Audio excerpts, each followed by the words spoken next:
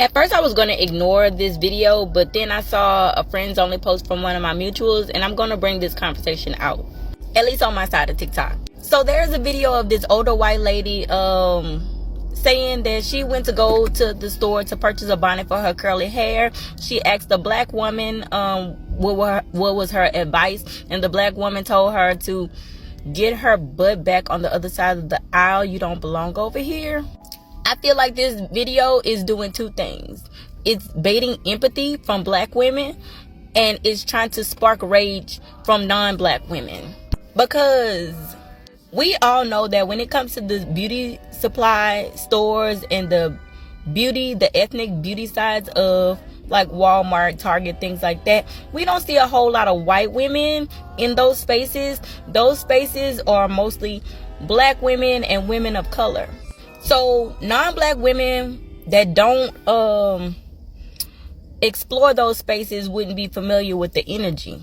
And I just want people, when they tell these stories, to keep it 1,000, keep it a buck, let's keep it real.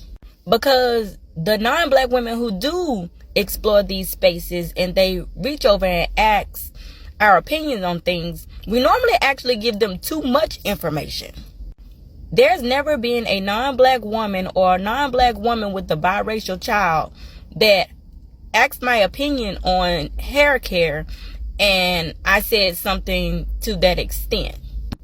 I've always been helpful, and other black women that I've seen in this situation have been helpful, actually overly helpful, explaining the products, pointing out certain pros and cons if they're educated about it, or if they're not educated about it, they point them in the direction of somebody who is actually educated about whatever their needs are. And I will just say this, that the language that she is even using, I don't see that type of language used in the black community.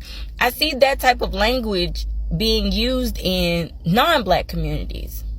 And in my opinion, this is an attempt to equalize us, but in a negative way. It's never equal in good aspects.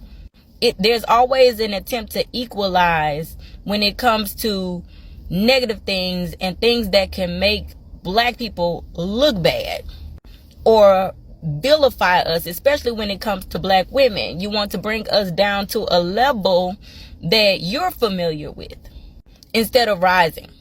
So when we're telling these stories, don't leave out the parts where we're extra helpful and we're extra empathetic, which in that whole video, that's what she's reaching for, because she knows she can depend on that empathy for her comfort, for attention, to be centered.